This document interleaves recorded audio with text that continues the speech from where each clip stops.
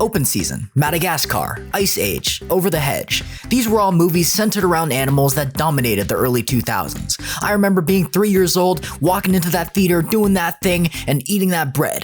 Now imagine putting all those movies together and plopping down a small orange dinosaur from Tekken 3. Alright, hit him with a boom and a boom and a bap, bap, bap. Boom. You're dead. That's basically the manga Gon. And no, not the kid with the green shirt, this is a dinosaur, they are different. In this world, Gon is pretty much invincible. It's like someone gave him God mode in Minecraft. He has this overwhelming amount of strength and power to the point where predators or other animals don't really faze him. That's kind of what the first few chapters set up. He headbutts a giant-ass bear to get some fish, he tames a lion and starts riding it around like a horse. He basically just ruins this beaver's entire life by stealing its home. I mean, that beaver had a family, you know. I really cannot emphasize just how much Gon does not give a single fuck. He is the album Fearless by Taylor Swift in the form of a Chad little dinosaur. It's some genuinely good stuff, and the author does it all with no dialogue. It's only pictures, and thankfully, the dude can draw. Ooh. His name is Masashi Tanaka, and he is quoted to have said something along the lines of, "Animals don't talk in real life, so why would they talk in the manga, you stupid son of a bitch?" That's a real quote, by the way, don't look it up, but it makes sense. Animals don't talk in real life. I wish they did. I would be talking to capybaras all day, reading Shakespeare, and enjoying the fine arts. But sadly, that's just my weird Discord roleplay. So, to get around the fact that there is no dialogue, the manga tells its story entirely through its art. I'm telling you, man, you could put this shit up in a museum. That's how good it looks. The landscapes are beautifully done. This manga showcases everything that has to do with nature. Water, forests, mountains, tropical islands, the deep underground, probably every single planet from No Man's Sky. But I think the art really shines when there's animals to complement the land. Think about it. Without Mona Lisa sitting there dead center in the middle of the painting, what do you got? A couple roads? Some bridges? Nah, that's boring!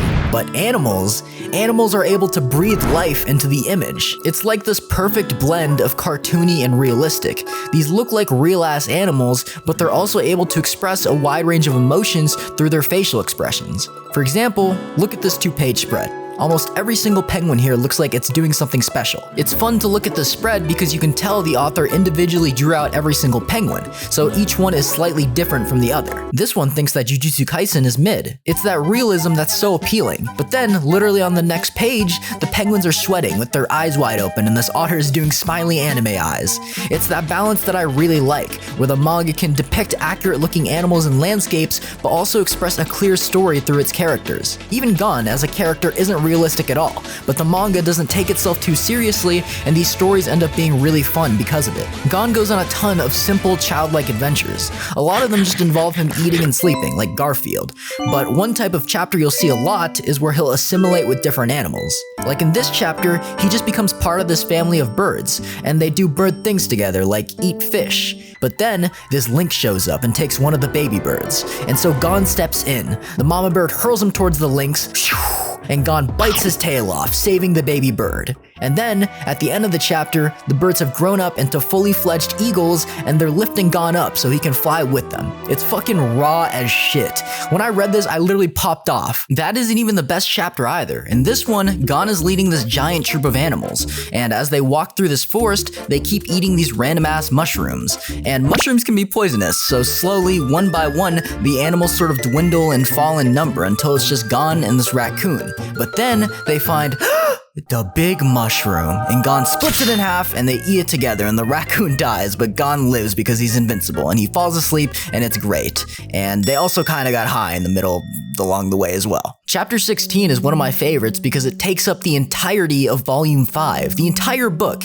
It's like 160 pages, and it's about Gon getting lost in the deep underground and having to explore different biomes to find his way out. All while there's the subplot to get this coyote's kid back from a giant spider. Goma looking ass. I don't know what it is about this one, but it activates some sort of echolocation center in my brain that loves simple adventures like this. And I'll try not to spoil too much, but there's bats, a giant koi fish, and this spread that looks like it's out of fucking Berserk. Like, come on. Maybe you're looking for something a little bit more serious, something to feed that seinen brain. Boom. Gone with the wise, huge elephant. This chapter is heartbreaking. Gon and an elephant are separated from their troop of elephants because of a storm typhoon whooshy whoosh.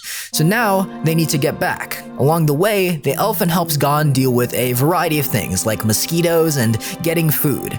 However, during all of this, time has been passing. It's hard to notice because Gon never ages like he drank from the fountain of youth, but the elephant has been aging, and it has grown very old and weak. All it wants to do is get back to its troop. That's its last wish.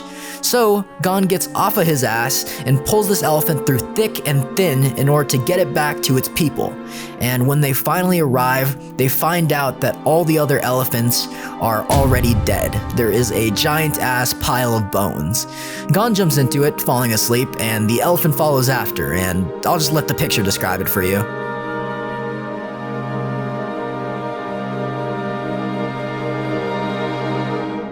So yeah, kind of a bittersweet chapter, but it was so excellently conveyed to me, the reader.